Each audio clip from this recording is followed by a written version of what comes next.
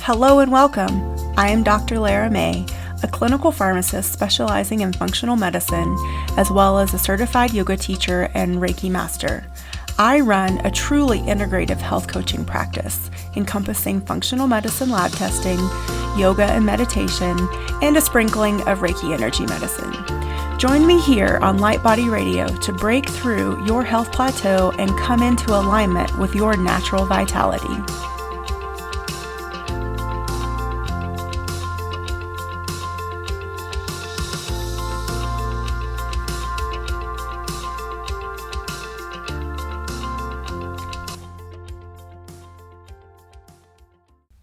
Hello and welcome to another episode of Light Body Radio. I'm your host, Dr. Lara May, and today I want to talk to you about dairy.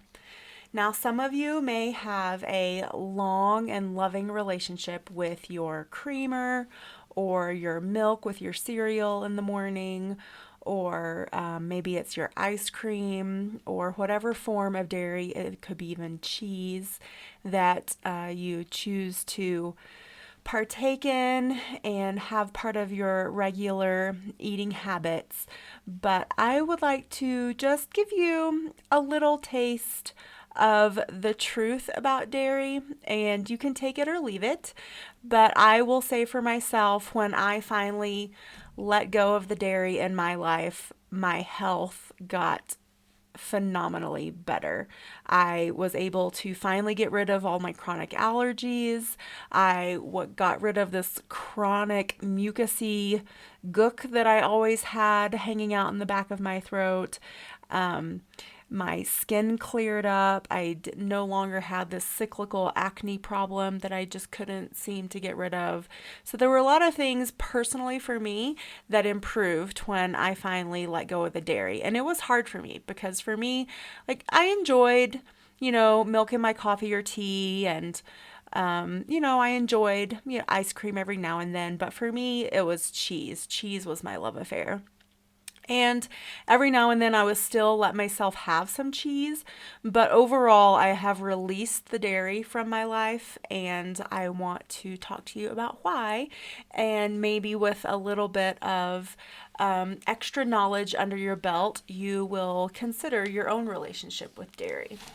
So what if I told you that your relationship with dairy, the milk that you think is so good for you and your bones, is actually contributing to the deterioration of your bones, your organs, and your waistline? And yes, I'm even talking about skim milk.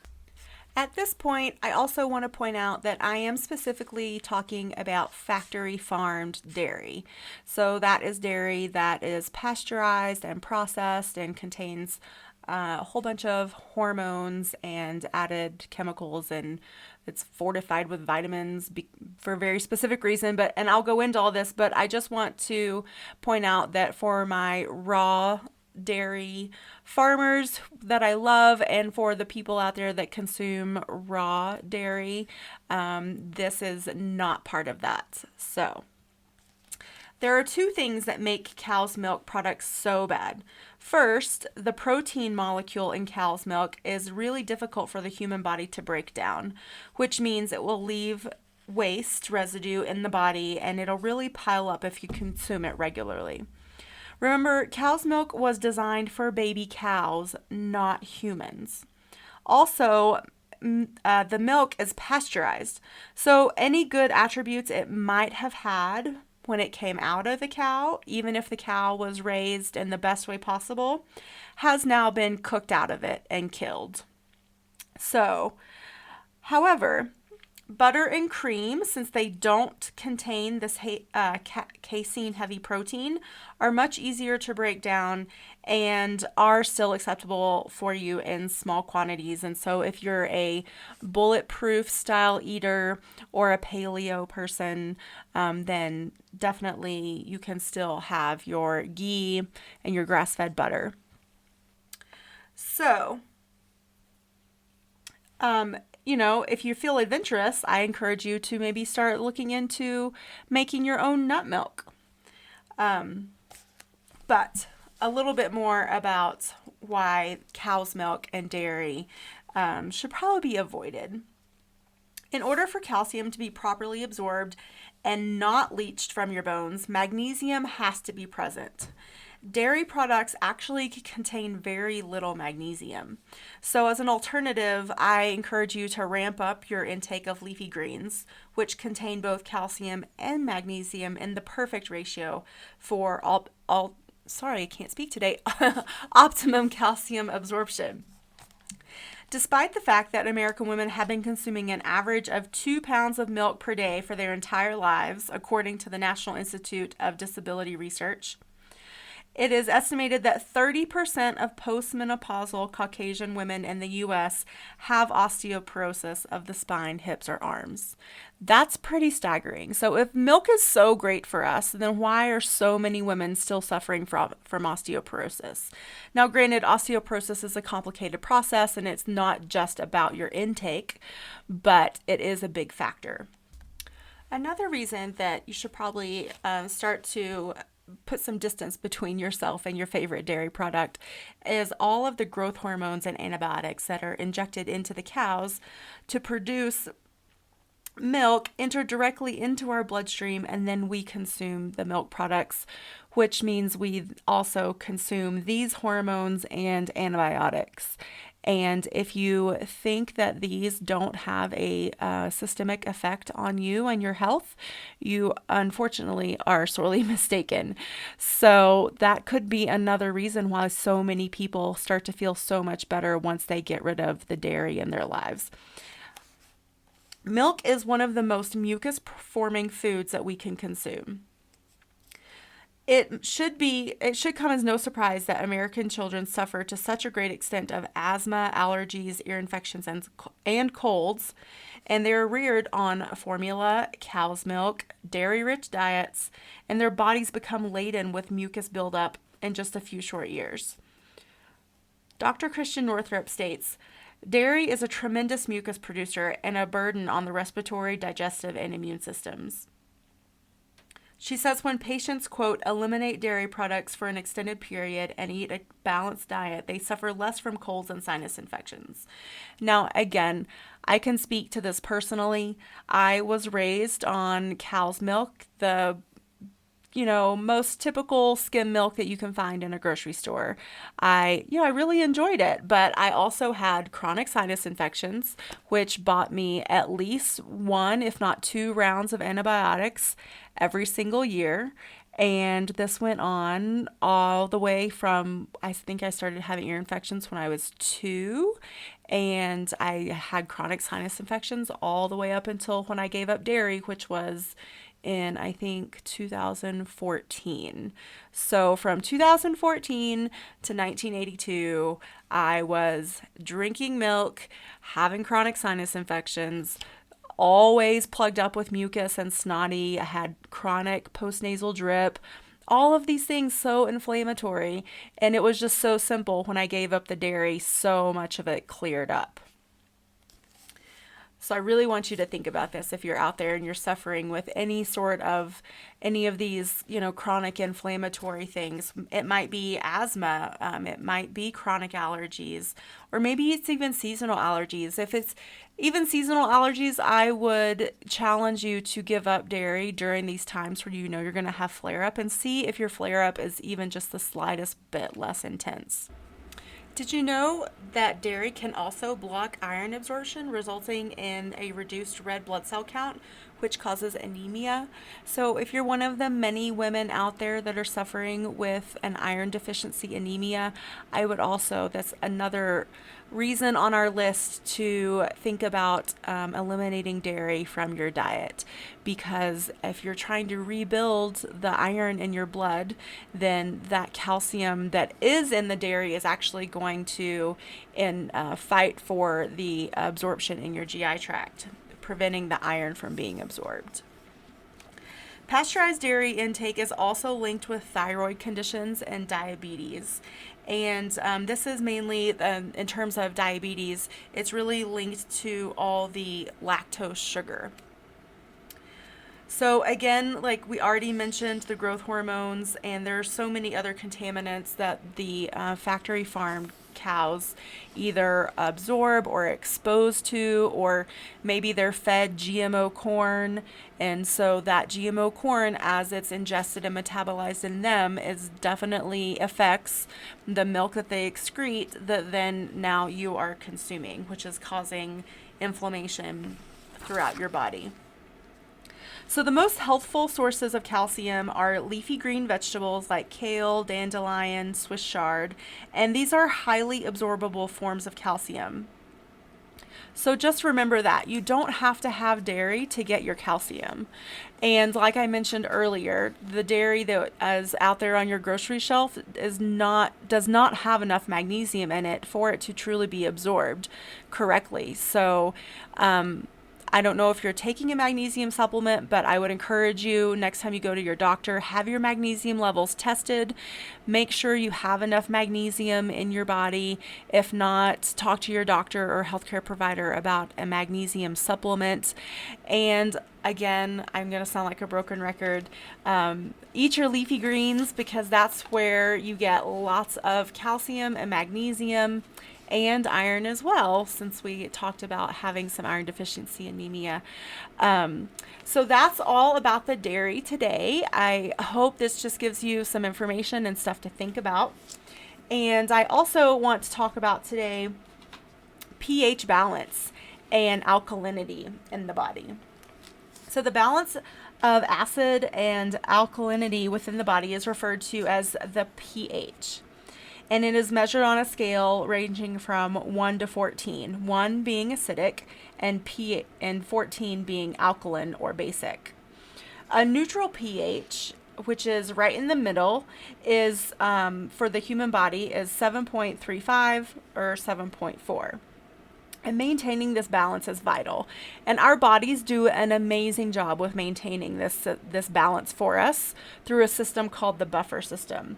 But if we eat a diet that is super high in acidic foods, then this can overwork the body with that, or eventually just overcome it, and we can have a more acidic pH within our body. An acidic environment within the body negatively affects our health at the cellular level. And again, this comes back to inflammation. And it's not possible to be truly healthy when the body is in a constant state of acidosis, which is a state of being too acidic. So people with an acidic environment within their body are also prone to fatigue. Since acidity is a stressor, cortisol levels rise, and sleep is impaired, and it's just a trickle down effect from there in terms of the ramp up of inflammation in your body. The consumption of acid forming foods is the number one cause of an overly acidic system, and the overconsumption of acid forming foods plays a significant role in one of North America's largest health problems, which is excessive weight. Since our body is equipped with buffering capabilities, our blood pH will vary only a small degree, regardless of our diet. The body's ability to cope is a testament to how resourceful it is. It's really amazing. Yet the systems that are recruited to facilitate this buffering use valuable energy and become strained, and if prolonged, like I mentioned earlier, will result in significant stress, which will cause the immune system to fall below its maximum efficiency, and it can eventually lead to a host of other diseases. An acidic body can lead to a plethora of health problems, but another big one is that viruses and bacteria are able to thrive in an acidic environment. So this can also lead to increased instances of colds, flus, different types of infections, and can also possibly increase your risk for cancer if left unchecked, according to some studies. So, what can we do to prevent this? Because I never like to just give you guys all bad news. I really am here to give you tools. And so, the answer obviously is to consume more alkaline forming foods and fewer acid forming ones. So one factor that significantly raises the pH of food, so if you're raising the pH towards 14, then you're making it more basic, you're making it more alkaline, so that's what we want. And in turn, raising the pH in your body is chlorophyll. So chlorophyll is what gives plants their green color. So keep that in mind. Chlorophyll is often referred to as the blood of the plants. The botanical equivalent to hemoglobin in our blood, chlorophyll synthesizes energy for the plants. Chlorophyll converts the sun's energy that has been absorbed by the plant into carbohydrates that the plants use. This is called photosynthesis. I apologize if I'm getting a little science geeky out, but in a former life, I was a grower at a huge greenhouse, and so I have a very soft spot in my heart for plants and a little bit of botany, so bear with me here.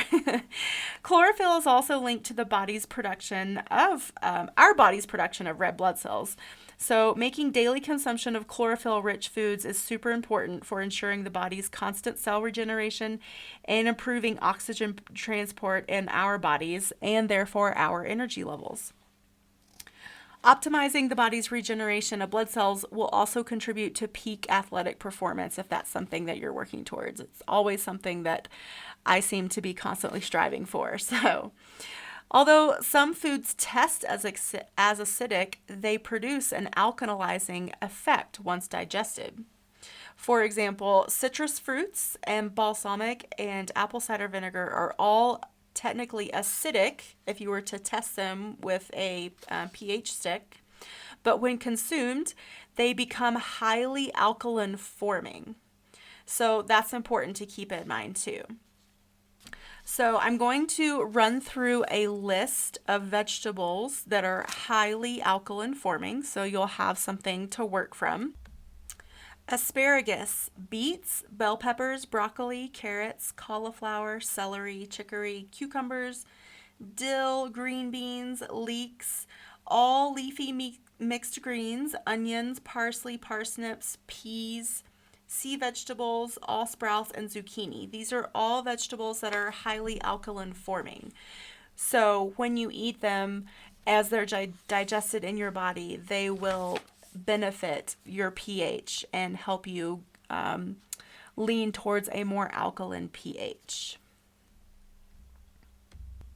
Here are some fruits that are highly alkaline forming. Grapefruits, lemons, limes, mangoes, papaya, and melons. And then the next list I'm going to read to you are alkaline forming foods. Apples, avocados, bananas, most berries, cantaloupe, cherries, dates, figs, grapes, nectarines, orange, peaches, pears, persimmons, pineapple, and pomegranates. So that is a pretty comprehensive list of both vegetables and fruits that are either highly alkaline forming or alkaline forming to help you sort of point you in the right direction as to what foods you can start implementing in your diet today to start moving your body pH towards a more balanced alkaline number. Most modern diets, unfortunately, are based on acid-forming foods, which really results in a stress response in your body and contributes to inflammation, which then contributes to the manifestation of disease in our body in some way, shape, or form. And of course, it's different for everyone, but we are bombarded with stress responses all day long. I feel like we shouldn't be adding to it with the food that we're putting in our body. So let's make some good choices. And not all the foods that you eat have to be alkalizing, but the more that you can plug in and add in to your daily consumption, the better off you'll be. So I want to take a moment also to talk about proteins and pH.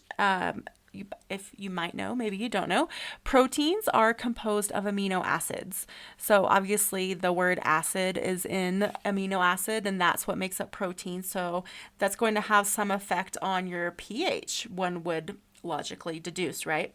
So protein-rich foods, as you might expect, are more acid forming. However, there are 3 questions you can ask in order to select the ones with the highest pH. Again, that's the most alkaline and the most basic, which is what we're aiming for. So first, has the food been processed?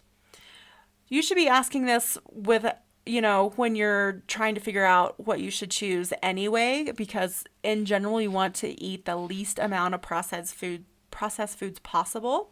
But in terms of this whole pH balance, alkalinity issue, if the food has been processed, then it is most likely going to be more acid forming, because most common processing of protein involves isolating it.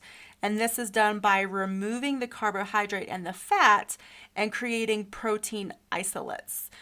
Whey and soy protein powders are two types of protein isolates. So think about that too next time you're looking maybe for a protein supplement.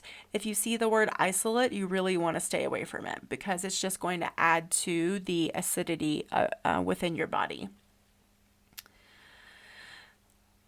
The isolation process involves high temperatures and usually chemicals, and the resulting protein will have a significantly lower pH than it did before, and like I said, will be acid forming. So the second question that you can ask yourself is the protein raw? Cooking protein can make it more acid forming. Since pasteurization is a form of cooking, it is best to select unpasteurized sources of protein, which would be raw. So raw is best. But if the protein needs to be pasteurized to kill the bacteria, be sure that it is flash pasteurized only.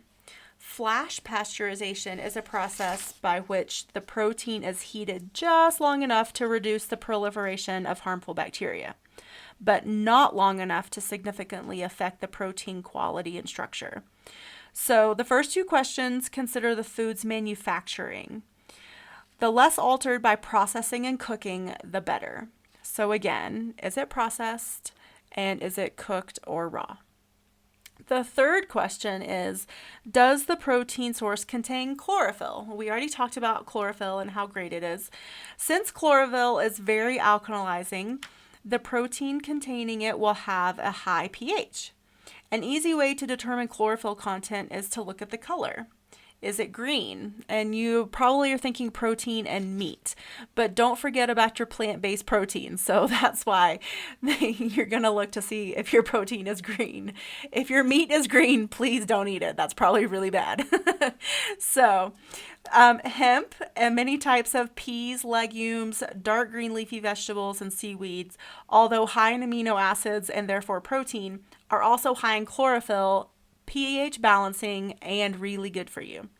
So natural proteins with a relatively high pH include sprouts, and these could be any kind of sprouts from nuts, seeds, and legumes, algae such as chlorella and spirulina, grasses such as wheat, oat, and barley, and cooked legumes, though cooked legumes are not as alkaline forming as sprouted legumes. Flax seeds are also in there, and as well as hemp. Hemp protein, for example, is not isolated and so remains in a relatively natural state, retaining its alkalinity. Hemp protein is one of my favorites to make a protein shake with, like after a workout or something. I really like it. It also has a great taste. And it's one of the few complete plant proteins, meaning like it has all of your essential amino acids in there. You don't have to search out for extra sources of amino acids when you consume hemp. So daily consumption of protein with a relatively high pH will help you maintain your body's acidity and alkalinity. A diet high in leafy green vegetables will also help you ensure that you maintain this balance. So far today, I've given you two different little smidgens of topics and both have come back around to leafy greens. So now let's talk just a little bit, I promise, about what these acid-forming foods do in relation to your digestion. So when you consume acid-forming foods, they produce toxins that the body must deal with. And how does your body do that? Well, once they get absorbed, then they have to go through your liver. So it's a pretty big stress to your liver. Refined and processed foods, as you know, are highly acid-forming and devoid of any usable nutrients. But they retain their caloric value. So this is why if you lived on a diet of fast food, you would probably be overweight, but you would still, on paper and according to your body's chemistry, be malnourished because there is no nutritional value in that food whatsoever, even though it's well endowed with lots of calories. Denatured foods. So denatured foods would be like those that are cooked, and so denatured means like the protein and the enzymes are no longer functional or in their original structure. So denatured foods not only instantly create an acidic environment within the body because of their chemical composition, but they also contain toxins leading to premature aging through cell degeneration. Most prescription drugs, artificial sweeteners, and synthetic vitamin and mineral supplements are also highly acid forming, which is also why it's so important to make sure if you're taking vitamins and supplements to make sure they're coming from a good reputable source, because you don't want to be adding to your problem or to your not doing yourself the very best that you possibly could be doing. Let's just go in that direction. As the body carries out normal functions such as movement and digestion, it naturally becomes increasingly acidic. Acid formation is a natural byproduct of a healthy metabolism. I'm sure like when you work out, you notice that you're sore. That soreness in your muscles is caused by lactic acid production. So this normal biological function becomes a problem only when an inordinate amount of food is consumed and our body can't swing back the other way. So I want to wrap it up, but first I want to just sort of like bring it all together for you today. Diet, or what you eat, has the greatest impact on your body's pH level. So, granted, there are other contributing things that can definitely skew it to one side or the other, but eating the best possible alkalizing food to help yourself out and decreasing your dairy intake, eating lots of leafy greens, all of these things can help you maintain a good middle of the road pH balance, which will help your body have less inflammation and will be less stressed and will be more healthy. So I mentioned apple cider vinegar earlier as one of those foods that is, it's highly alkaline forming, even though it's an acidic food. So I encourage you to do some more research on your own about apple cider vinegar. But one of the things that really helped me when I was actively working on healing my GI tract, when I was suffering from SIBO and chronic heartburn and IBS, is a apple cider vinegar tonic in the morning, first thing in the morning. So what I would do is I would pour out a shot of raw apple cider vinegar, unfiltered, and I use the Bragg's brand, but any raw unfiltered apple cider vinegar you can find, I'm sure is fine. But don't shoot it straight because that's really gross. Just so take the shot and pour it into some warm water and add some lemon. Remember, lemon was also on the list of highly alkaline forming foods. It was under the fruits list that I gave you. So combine that. And then if you still need to cut it with something after you dilute it with the warm water and add a little lemon, add a spoonful of raw honey as well. As long as you're not allergic, of course. And so do this every morning, and this can really help soothe your stomach and start to heal your GI tract. Ironically enough, having a lack of acid in your stomach can often contribute to you having heartburn or some of these gut issues. So adding in this little bit of acidity that helps balance everything out can really help to heal and to counteract these, not only the symptoms, but actually the source. Apple cider vinegar contains prebiotics, and those are indigestible carbs that help balance your gut microbiome and keep the bad guys like H. pylori in check. So try that if you're battling or suffering with any sort of GI indigestion or anything like that. Try it out. It's super easy, super quick to do in the morning. Again, do it first thing in the morning on an empty stomach. It's really nice and soothing, I think, as a warm beverage. And do it for a month and just see if you notice any difference. I definitely did, and it really helps me along with the whole big, huge other regimen of things I was doing, but it was definitely a key aspect. So today we talked about getting rid of dairy and why. And then we talked about pH and acidity and alkalinity in your body and also in your gut. So today was kind of a mishmash, but I hope that you're able to walk away with some tools that you can implement and maybe at least just some knowledge to get you thinking and asking questions. I hope you have a fabulous day and a fabulous week to come. I'll catch up with you later.